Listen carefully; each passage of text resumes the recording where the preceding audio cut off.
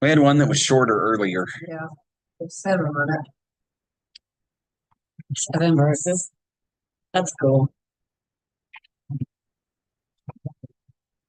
All right. So, chapter 25,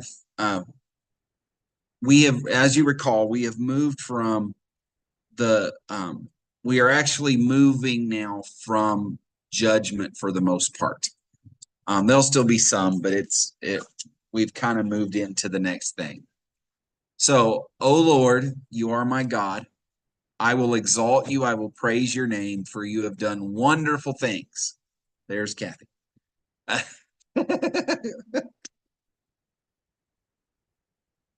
Hello. No, you're fine. You survived the cats. Let's see. What? You survived the cats, I see.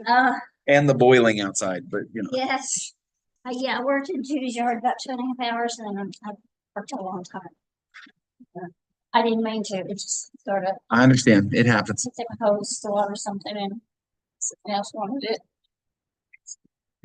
All right. So, chapter 25 of Isaiah. Oh no.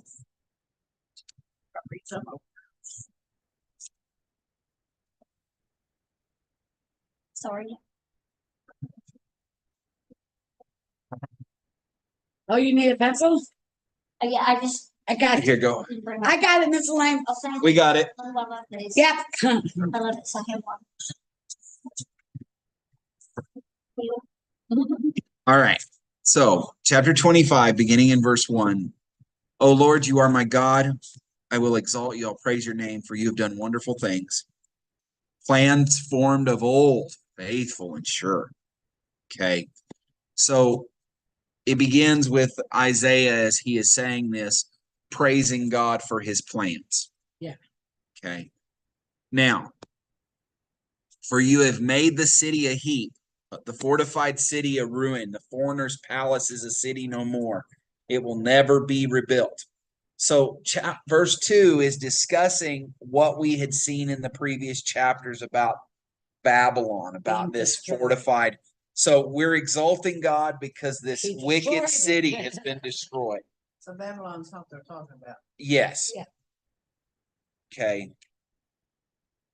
Therefore, strong peoples will, I think. There you go. Strong peoples will glorify you. Cities of ruthless nations will fear you. So you'll be feared by the nations. You'll be worshipped by people that thought they were strong. Yeah. For you have been a stronghold to the poor, a stronghold to the needy in his distress, a shelter from the storm and a shade from the heat. For the breath of the ruthless is like a storm against a wall, like heat in a dry place. So you have been a hiding place. You've been a stronghold. You've been a fortified place for those that are in need in the midst of storm and fire, is kind of the idea between storm and heat. And then he goes on, the breath of the ruthless. So these men that were part of this city, that were part of this world order, they are like a storm slamming up against a wall. That makes me think of when the ocean used to come up over the jetty walls. Right. Or like heat in a dry place. And we know that one perfectly well right now. You subdue the noise of the foreigners as heat by the shade of a cloud. So notice notice the very vivid wordplay that is going on. Okay. So the enemies of God are like a storm or like a fire, like a heat in a dry place, but you subdue them like the heat lessens when a cloud covers. Right, and it's really interesting, even when it is very, very hot, it feels much cooler when a cloud covers the sun because you're not getting hit directly by. Verse 5. So the song of the ruthless is put down. Okay. Like the cloud puts down the heat of the sun, so the song of the ruthless is put down. Okay. On this mountain, verse 6, the Lord of hosts will make for all peoples a feast of rich food, a feast of well-aged wine, of rich food full of marrow, of aged wine well refined. Okay. So he's going to produce a feast of the best of foods. Awesome. Okay. Because who doesn't like food? So a couple of things here is the idea that, and it's kind of fun, we don't do it so much anymore, but whenever you talk about this food full of marrow, it's a delicacy in some places, the bone marrow inside the bone. Isn't that what they make? What? Oh yeah. Isn't that what they make bone soup out of, or bone stock? Um, Like they boil Yeah, up the marrow. but so it's rich food. It's very tasty and okay. My It's dog's not so favorite bad. part. It's my dog's favorite part of the bone is the insides.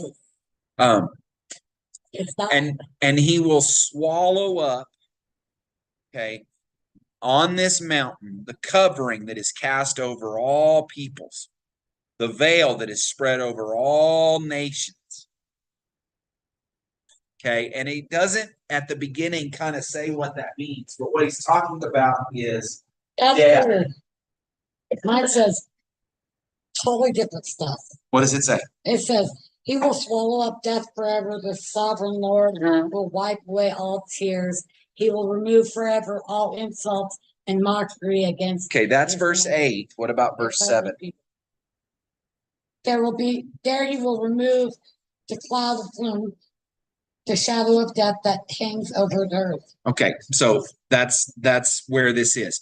He will, the covering, the shadow Oh, okay. that is cast over all peoples, the veil, the covering. Skip the verse ahead. Okay, Sorry. that is over all nations. He will swallow up death forever. So we need to understand, and this is very important, we are talking about the end of all time. When he comes back. Right. we're Good. And That's so all he good. will take away death. And pain and suffering and tears. Right. Okay. Lord will wipe away tears from all faces, and the reproach of his people will be taken away from the earth. So he'll swallow up death.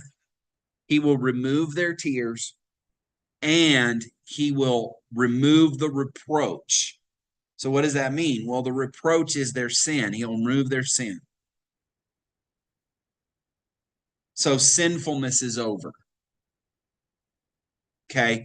So remember, because this is an important element to this. We are talking about the end of all things. We're talking about the right. And so the idea is the ones who are here are the ones who have come through, who are followers of Christ, who are followers of the Lord.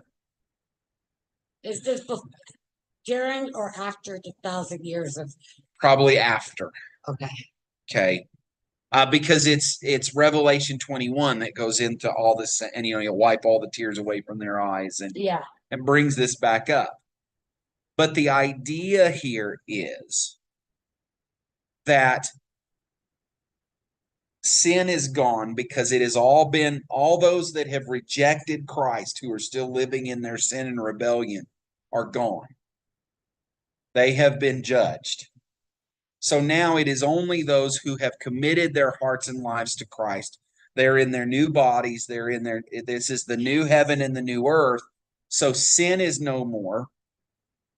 And because sin is no more, death is no more. Oh, because in the garden there was no death. There was a yes, because remember, the wages of sin is death. I know. I've always So now heard that there's no sin, there's no death. Awesome. Okay. In fact, if you'll recall, one of the things that it says, and it goes through this in the story of the garden, that there were two special trees in the garden. Yes. There was the tree of the knowledge of good and evil, which was the only tree they were just. There you go. Christianity. The tree of the knowledge of good and evil that they were told not to eat from. And there was the tree of life. And that's why we were sent out, is so that we wouldn't eat the tree of life, because we already ate the tree of good and evil. Yeah, because we would have lived forever in our. In that world, does that mean since there's no more death, does that mean there's no more life? Do we not have, will there not be any more lives created? We don't know. Because wouldn't that cause an overpopulation problem? But you're talking about heaven. Yeah, that's true. Infinite space, and I guess no time. So, however, at the same time, it does say in Scripture that at that point that man and woman will no longer marry; they'll be like the angels. Mhm. That marriage will be done away with. We don't know. There's a lot of information we don't know. I know. But remember, and this is kind of the thing that we have to deal with some places, is this, that while that seems very counterintuitive and you mean no one will ever have kids again or any of that. I'm not saying it's a bad thing. I just was we wondering. will be eternally content with our husband. Yes. Jesus. Yes. With Jesus. Okay. So I don't know. I can't tell you that. During the 1,000 years, there's definitely children born. Born, yeah. But it doesn't say anything about once we enter into the new kingdom, whether there will be new children born or not. Okay, thank you. Just curious. So, for the Lord has spoken. Okay, it will be said on that day, behold, this is our God. We have waited for him that he might save us. This is the Lord. We have waited for him. Let us be glad and rejoice in his salvation. So they will sing praises to the Lord who has saved them, which makes perfect sense.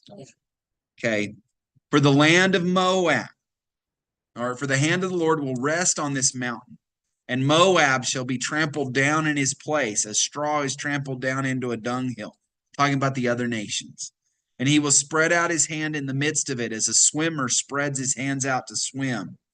But the Lord will lay low his pompous pride together with the skill of his hands. And the high fortifications of his walls he will bring down, lay low, and cast to the ground, to the dust. So it's talking of Israel's enemies. It's talking of the enemy will be destroyed. Still on earth. Yes, or I would tell you that this is the new earth. Oh. But okay, now one thing I will tell you is that we need to always be careful, because when we're talking about Old Testament prophecies, sometimes there is a partial fulfillment at the time of. Okay. And certainly when the people came out of Babylon, it was like God had done this for them. Yes. Not quite to the extent that it's going to happen at the end, but when they come out of Babylon, they are going to be rejoicing over God saving them and bringing them out of Babylon and returning them to their land. And he's going to trample down their enemies. He's going to, okay, all those things are true.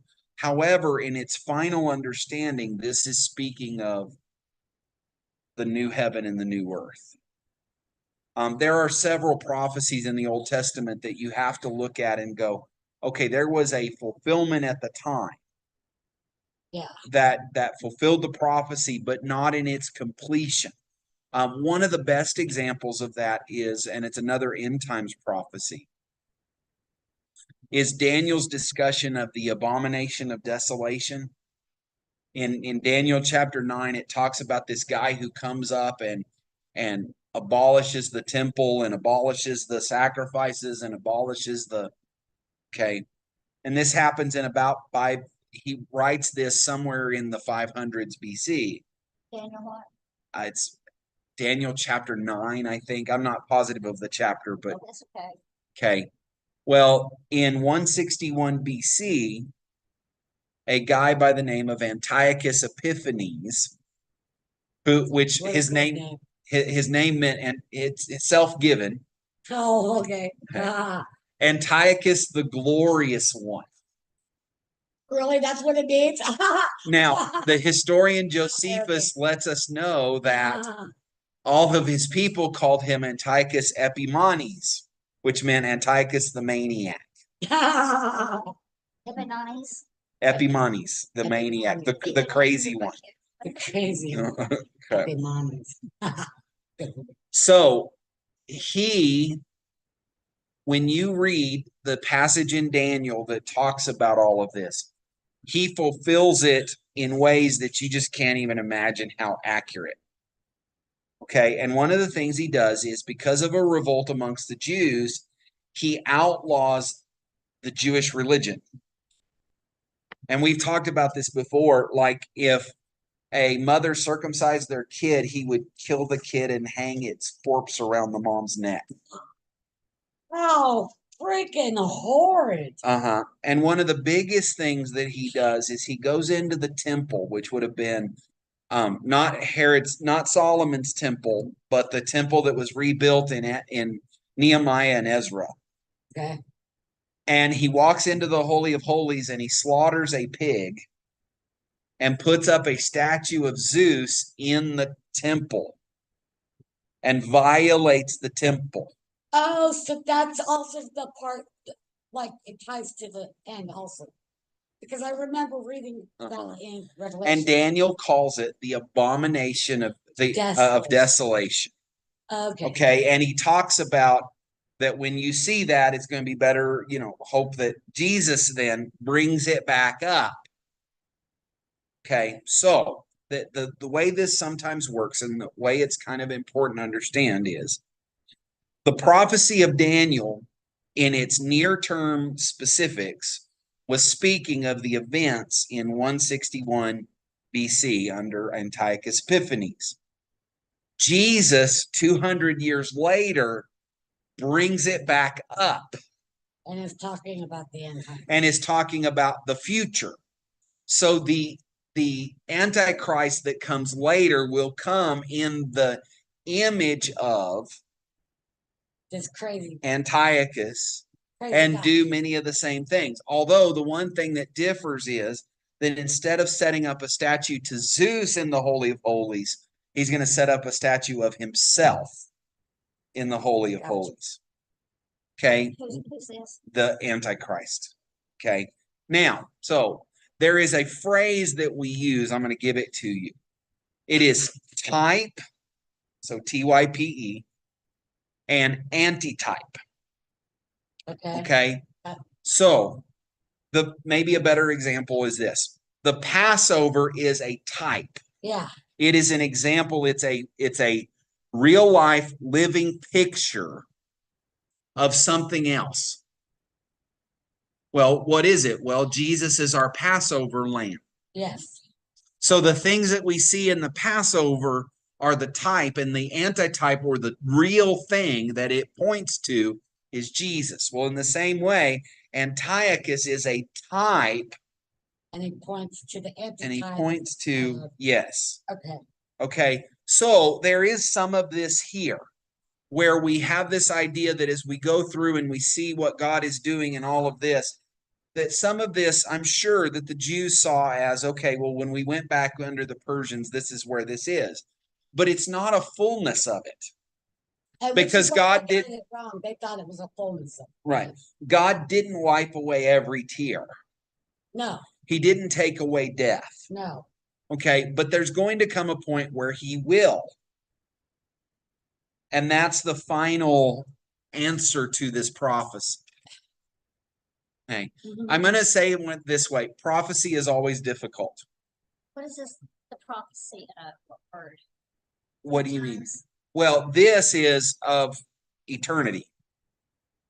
The chapter 25, the ultimate prophetic word of this is of eternity, of what it will be after all things are done. Okay.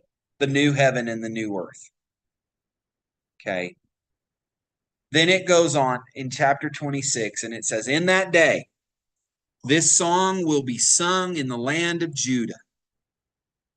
We have a strong city.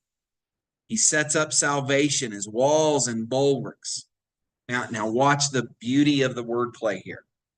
Our city is strong because he sets up salvation as its walls and bulwarks. So it's not about the walls, it's about the salvation of the protection. Lord. Right. Open the gates that the righteous nation that the righteous nation that keeps faith may enter in. One of the things it tells us in Revelation is that the doors, the gates don't close in the New Jerusalem.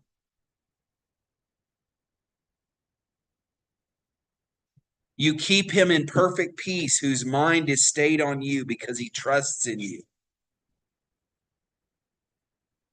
We have to practice that right now. Yes.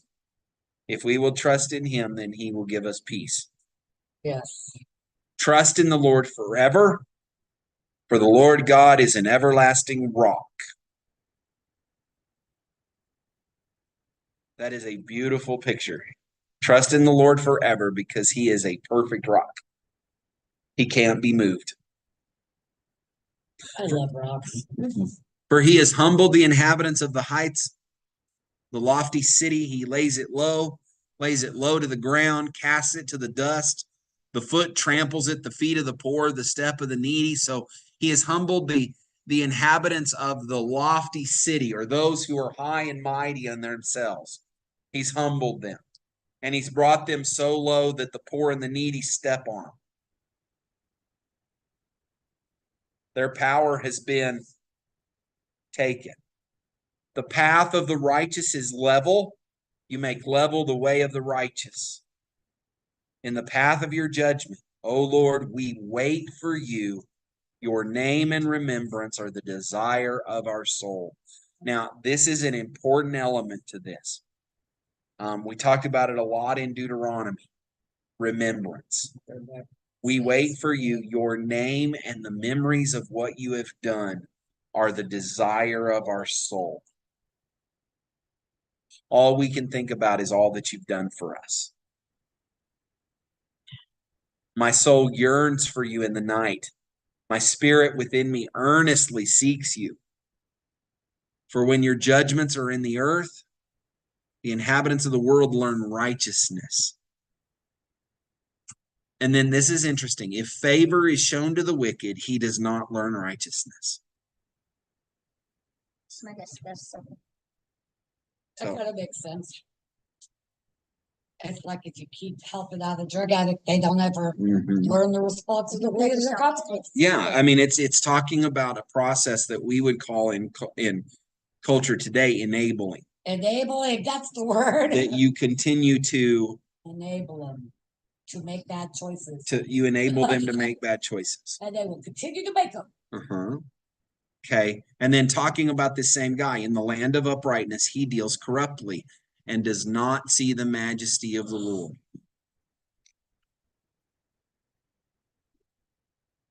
Because you are not, because he is, okay. O Lord, your hand is lifted up, but they do not see it.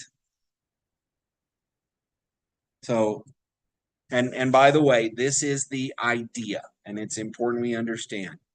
O Lord, your hand is lifted up. It's lifted up in judgment. So it's a bit like, and of course we've done this a few weeks. It's a bit like the fly on the table when you go like this. Yeah. Okay. They're ignorant of it. That's the picture of these people. They're ignorant of this. Let them see your zeal for your people and be ashamed. So, Lord, I almost want to say it this way. Lord, get them. Yeah.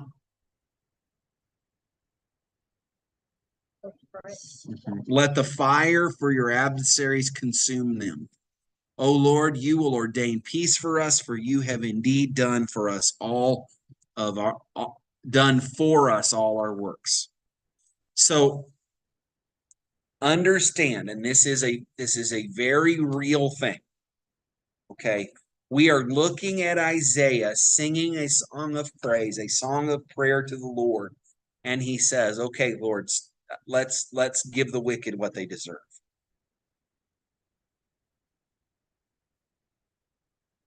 That's a real thing to pray. Who's they? Who's they? Well, the ones are the wicked. It's the same one that if favor is shown to the wicked, he does not learn righteousness. And it says, so let them, the one who is wicked and who is ignoring you, let them see your zeal. Let the fire of your let the fire for your adversaries consume them. So let the fire that is set aside for those that are against you consume these that have not been righteous. Okay. O Lord, you will ordain peace for us, for you have indeed done for us all our works. Now, notice the way it says it. All of our works you have done for us. So everything that we might take credit for, we recognize came from you. Uh-huh.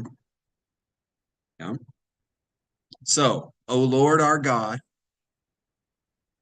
other lords beside you have ruled us, but your name alone we bring to remembrance. Now, I think this is kind of a doubled thing.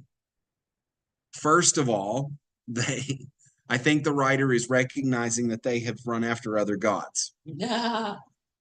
We've been unfaithful, Lord. But I think maybe more so it's this. We have been ruled by other kings other than you. Now, remember, what was the sin?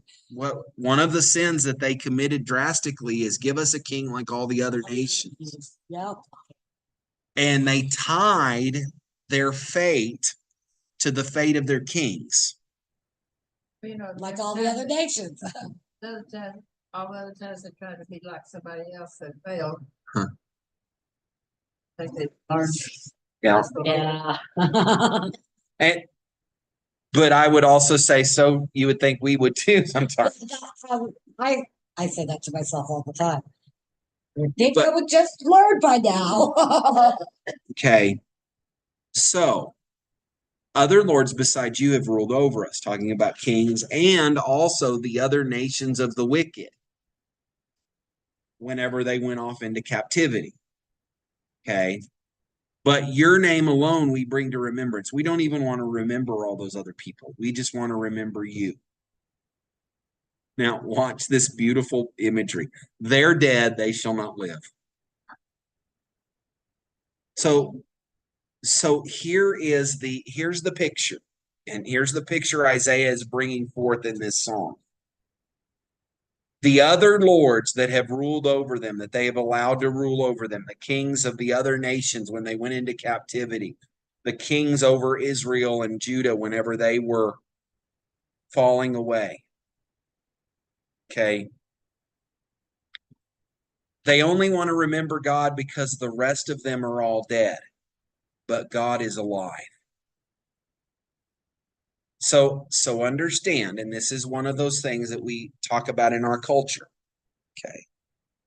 So if you were to go to the Middle East today, you can find the place where Muhammad is buried because he's dead. Okay. You can go to the place in India where Buddha is buried because he be dead.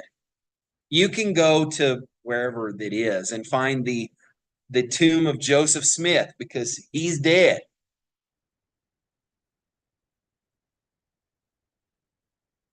The tomb of Jesus is empty. Yeah, but we don't know which one it is. There's actually 3 sites in Jerusalem that they think, well, maybe this was the tomb. Well, why? Well, there's no body. How do you know? Yeah. Okay. Go in and look at, all of these leaders in Russia and leaders in the US who have these mausoleums where they're and some of them, the people aren't actually buried there. But They're all marked. right. But, so when you think of, so I always think of the joke, who's buried in Grant's tomb? Yeah. Grant, but there is a grave for this person Yes. because they're dead. And it proves they existed at one point. Now they're dead. Jesus is not dead. Great. He is different than all the other, and this is the picture. Now, in Isaiah, he's speaking of the Lord God, but it flows into Jesus in that we're not going to remember all these other rulers because they're dead and you're not.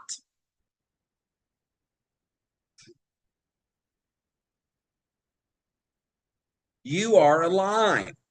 They are dead. They will not live. They are shadows. They will not arise. To that end, and this is the picture, just to make sure of that, to that end, you have visited them with destruction and wiped out all remembrance of them. So remember, if we're talking about the return from the captivity of Babylon, we talked about it a couple weeks ago, that there was this night that Belshazzar decided to have this big party. He brought in the utensils from the temple and God judged him. Yes. Well, guess what happened that night? He did. They killed him.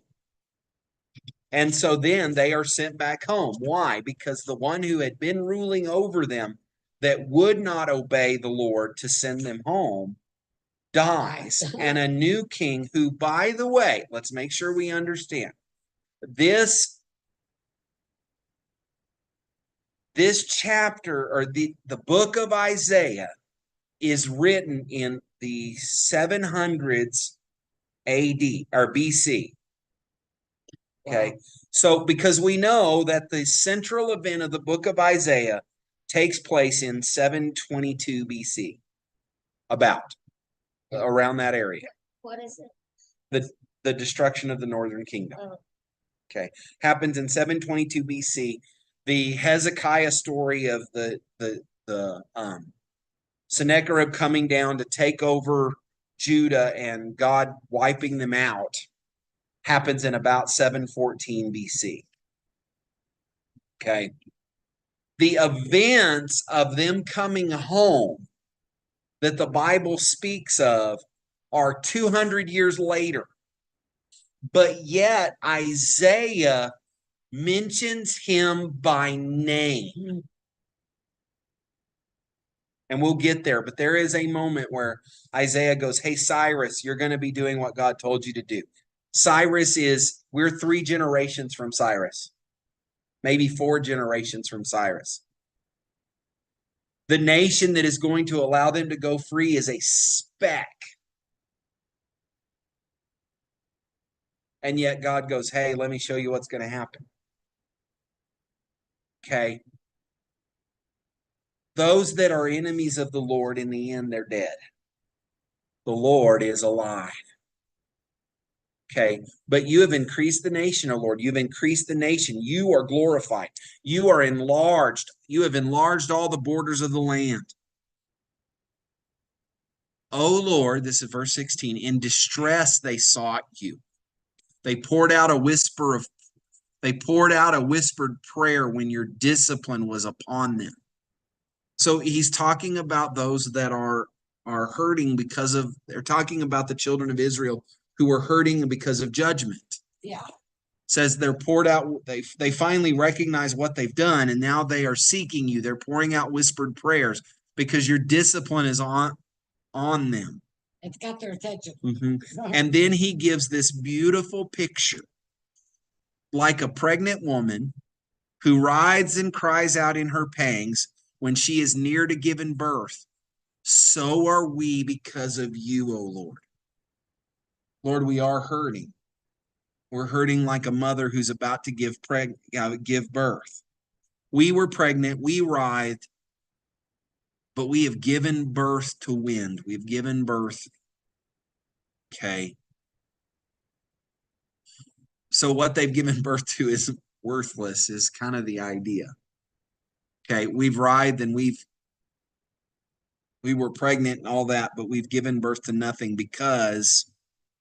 Oh, my song says it good. It says, we too writhed in agony, but nothing comes of our suffering. We have not given salvation to the earth, nor brought life into the world. Mm-hmm. Just a lot of pain and suffering. Yep. Okay. Now, here's a little bit of a thought on this. So also part of what they're saying is our suffering, our call to you is worthless because you're the only one who can bring So deliverance.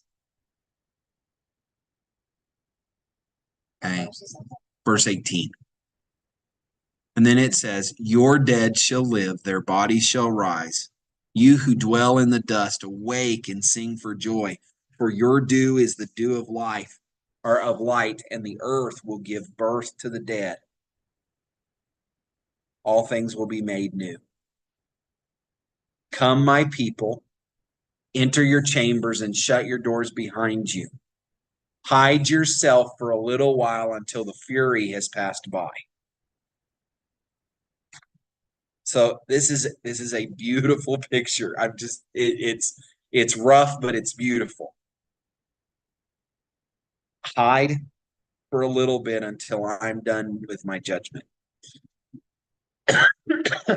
Come, my people, enter your chambers, go inside, shut the doors behind you, and hide yourself On earth. yeah, for a little while until the fury has passed by.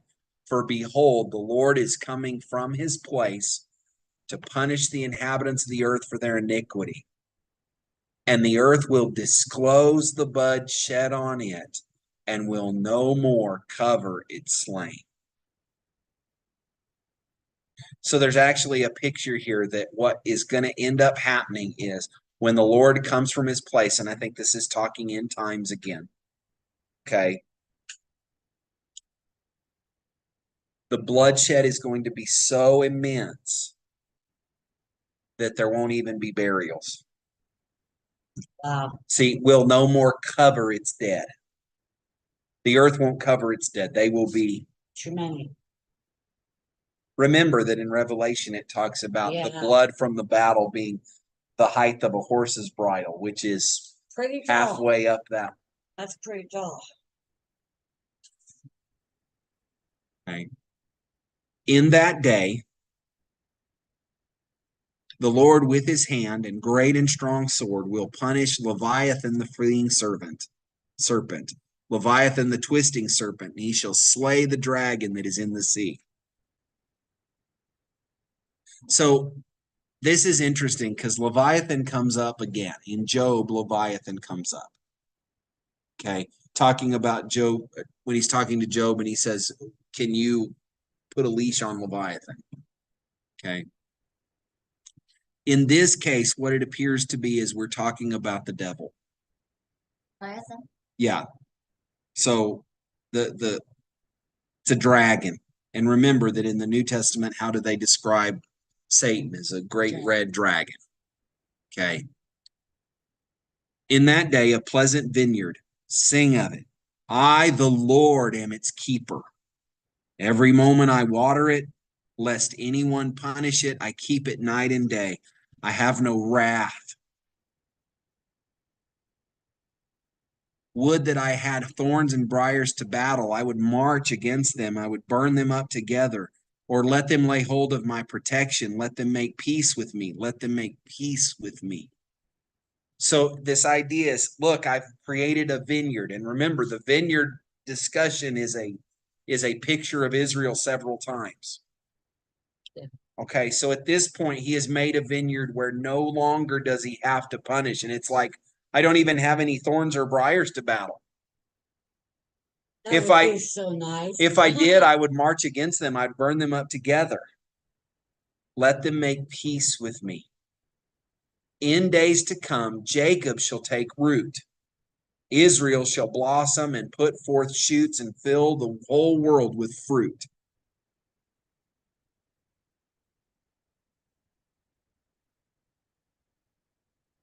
Okay.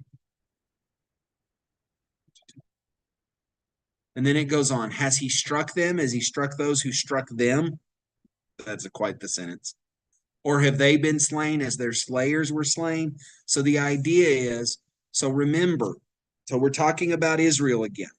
Has he struck Israel as he struck the ones who were his means of punishment for Israel or God's people? Have they been slain as their slayers were? Measure, by exile, you contended with them. He removed them with his fierce breath in the day of the east wind. Therefore, by this, the guilt of Jacob will be atoned for. and this will be a full fruit of the removal of his sin. When he makes all the stones of the altar like chalkstone crushed to pieces, no Asherim or incense altars will remain standing. So, now watch how this works.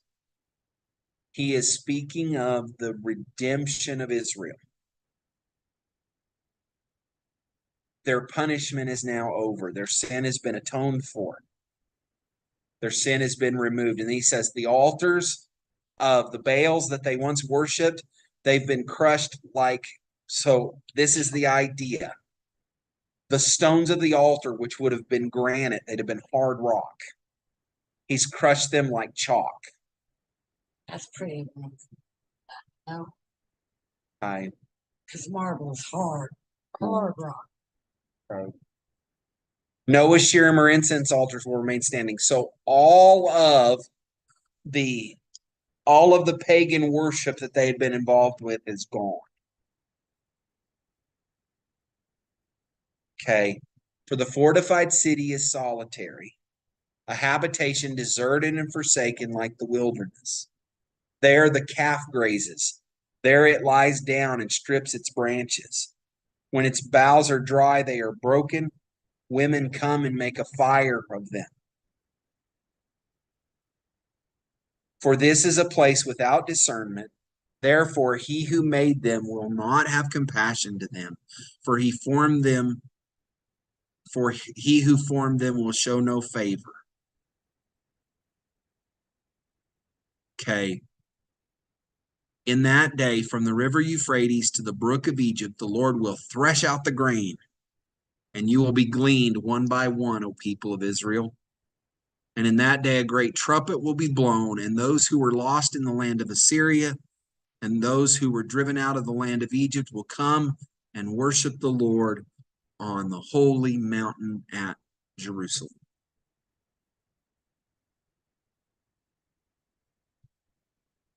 So the idea is their idols will go and the city in which they had been punished will be broken. And then he will call his people out of the world.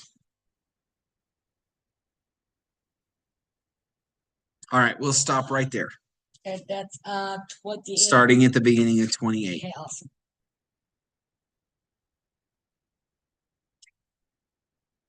Uh-huh. Thank you. I can't say for sure. There are a couple of places where that works because he called Israel out of the nations. He's called Israel out of the nations a couple times. Out of the nation, literally off the land. Well, Out. so if you think about it, since 1948, there's been a massive movement of Jews out of the nations back into Israel. Now, I think the final understanding of that is the return of Christ and them being his people again. But the truth of the matter is there have been several times throughout history where God has called them back. He called them back out of Babylon under Cyrus, and they came back and worshiped the Lord once again in Jerusalem. So I think that there's ultimate discussion that this is not a one-time event that this has happened. If we're talking about the final discussion of that, then yes, it would be the rapture, or maybe more so the return of Christ. I love this one. Oh, it's perfect. Yeah. Oh, great. That's probably the best way to explain it.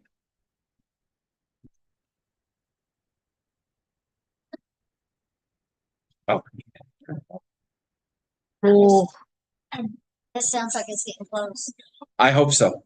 I did too. Yeah, it sounds like.